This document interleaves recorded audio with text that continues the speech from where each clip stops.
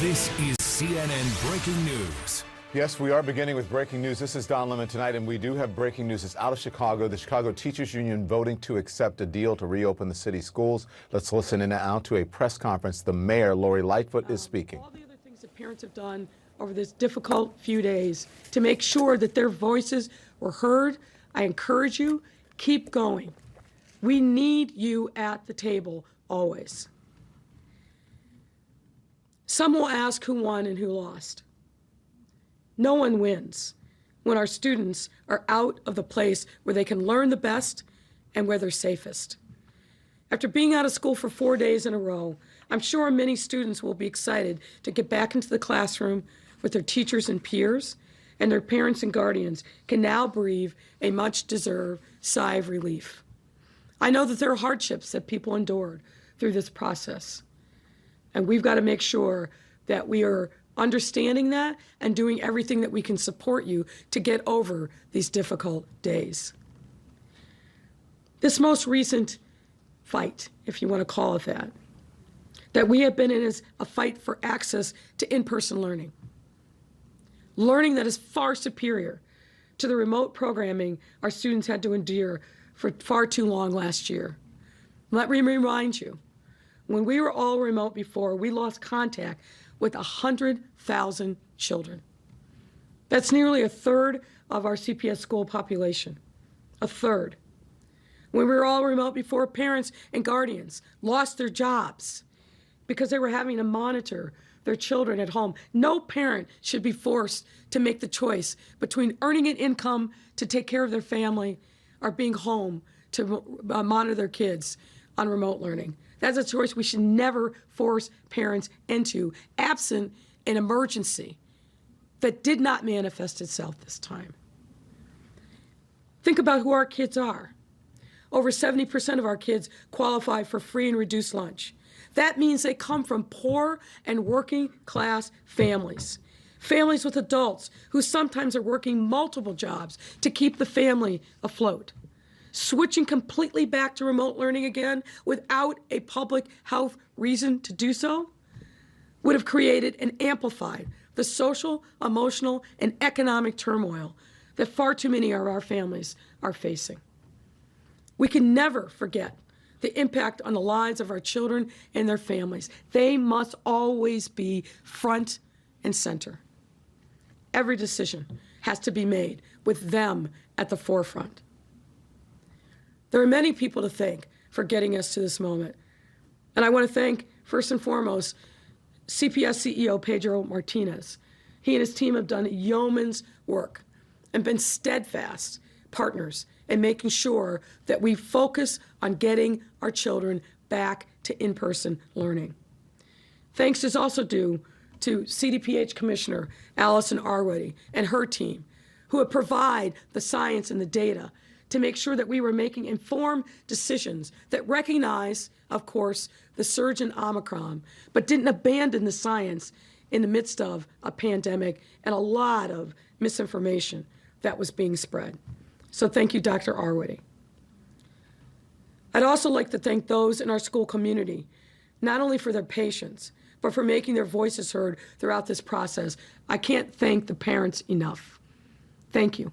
Thank you for being steadfast. Thank you for being resolute. Thank you for being relentless.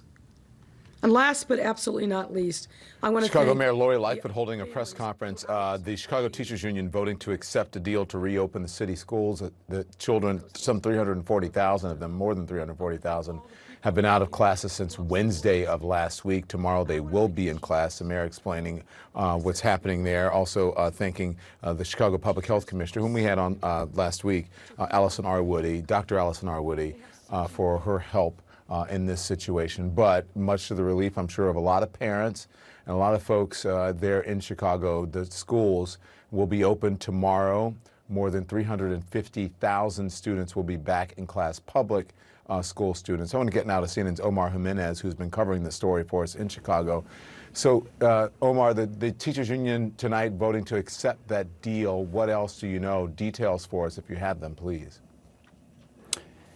Yeah, it's all very preliminary right now, Don, but they voted to accept this deal. This came from their House of Delegates. They voted to suspend their push for remote work action. That, of course, was what led to these cancellations from the district side. And the details that we've gotten so far is that tomorrow it'll be teachers that come back first in person, and then Wednesday students will then come back after. So it doesn't bring back students right away, as we just heard from as the details, I should say, we just got a few moments ago. One of the more interesting parts that I think will be significant and is what got them over the edge here, because prior to tonight, they had been far apart on a few major issues, including testing.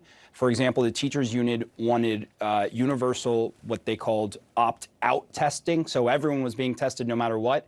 But the city said, we want opt-in testing. That way we can get parental consent for some of these students to be tested. They also wanted basically to stay remote until January 18th. The city said, no, we're not doing remote. It's too detrimental to education. Plus, data shows that being in person is safe. So it'll be interesting to see what details eventually got them over the edge. And I should also mention that it was earlier this evening that the CEO, Pedro Martinez of the Chicago Public Schools, said that he was cautiously optimistic that they were going to get to the finish line. But of course, we've heard hints of that in recent days. Today, though, it seems to have actually played out. Well, I'm glad you have the details, because I was understood that it was kids will be back tomorrow, but you corrected they won't be back tomorrow.